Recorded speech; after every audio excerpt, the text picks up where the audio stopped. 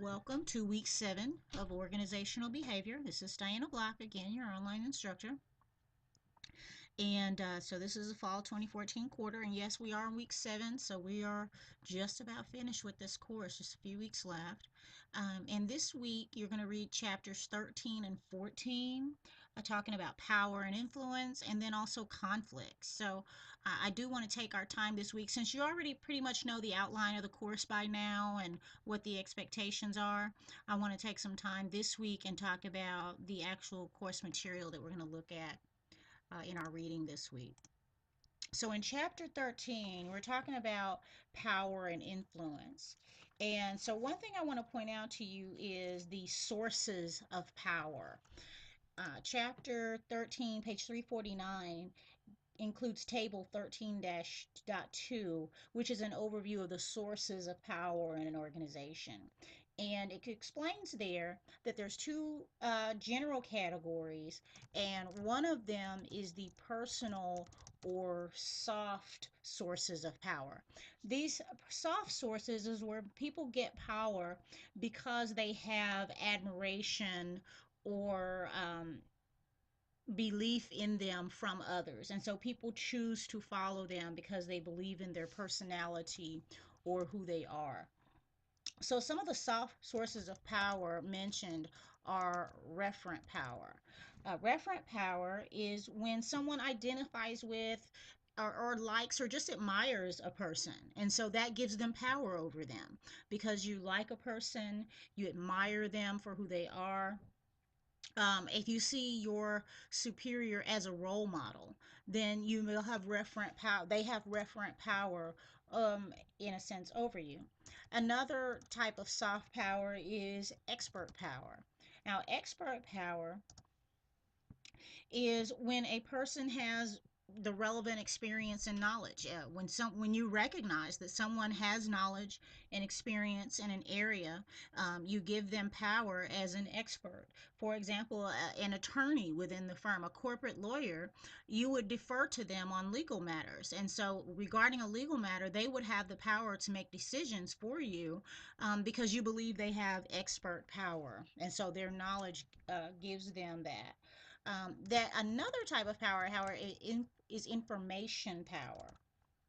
Now, this is a situation where someone believes that the person who has power is able to present a logical argument that makes sense to them. You know, they have provided you with information that sounds like something that you would agree with, and because of the argument that they've presented, in a sense, they've convinced you of something, and that gives them power because they have provided you with information. So then we have also the harsher sources of power. So the harsh or formal sources, we'll say formal or harsh sources of power, include uh, coercive power. Coercive power relates to fear. If there is a fear of punishment, which means the person who has the power has the ability to punish, they will have coercive power over others because there is a fear of punishment and this person has the authority to punish, so then they have coercive power. On the flip side of that, they could have reward power. If the powerful person has the ability to give out rewards, then they will have some power over those that they can reward. People are seeking rewards. We talked about rewards in the motivational chapters. People seek rewards, and so they give power to those that are able to give rewards.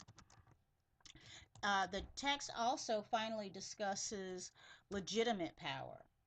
Legitimate power is when it is accepted that someone should be powerful because they are in a formal position of power. When someone is the boss, they are the supervisor or the manager, they have some legitimate power that says in their position they are able to give out not only rewards and punishment, but they're able to give out work assignments. And so those that they have power over accept that due to that person's position, they have power.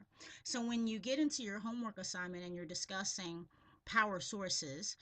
The first question on your chapter 13 assignment actually asks you to talk about power and identify some of the power sources that are you find in the article. Make sure that you're identifying the actual power sources that the book explains to you on page 349. The book also talks power tactics.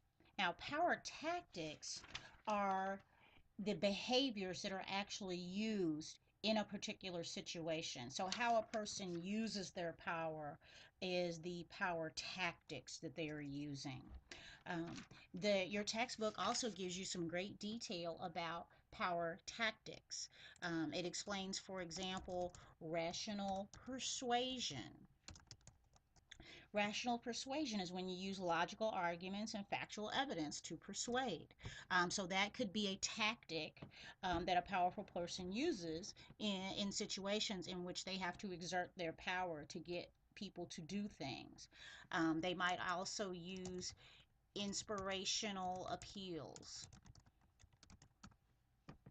And so they appeal to the person's values, ideals, or aspirations. They also may use consultation or ingratiation. And when these tactics are used, you're either getting a person involved with the plan so that they have more buy in because they are being consulted. Ingratiation is when you're using flattery, just flat out flattery and friendliness as a behavior to create some positive moods from those that you're trying to influence. You might also use a tactic of exchange, in which you're offering something in exchange for their submission to your plans. Kind of a quid pro quo. You do something for me, and I'll offer you something for you in exchange.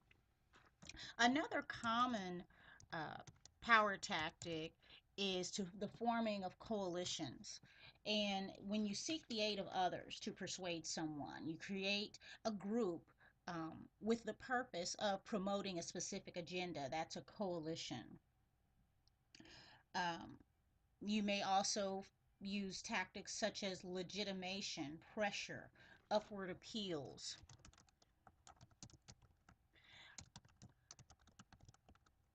and even personal appeals. These are all different tactics that can be used to exert power. You're going to see detailed explanations of these power tactics on pages 351, and it carries into page 352.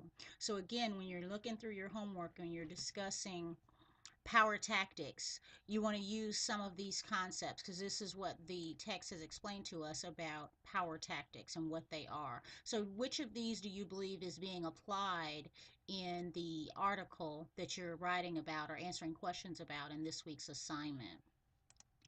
Now, I do want to take a couple of minutes before we run out of time and talk about the assignment over chapter 14, which relates to conflicts. And there are different types of conflicts, and not all of them are destructive. The text explains that some conflicts are actually constructive, while others are destructive.